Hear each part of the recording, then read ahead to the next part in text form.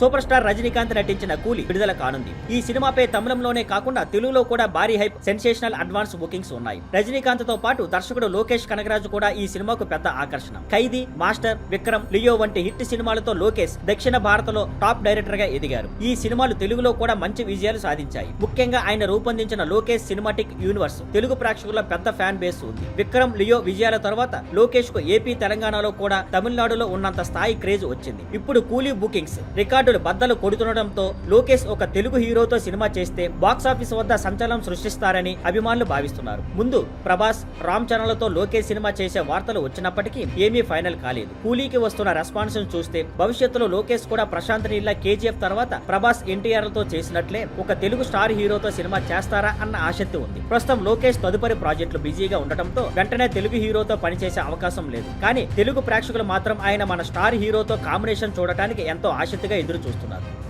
Thank you for watching. Please like, share and subscribe.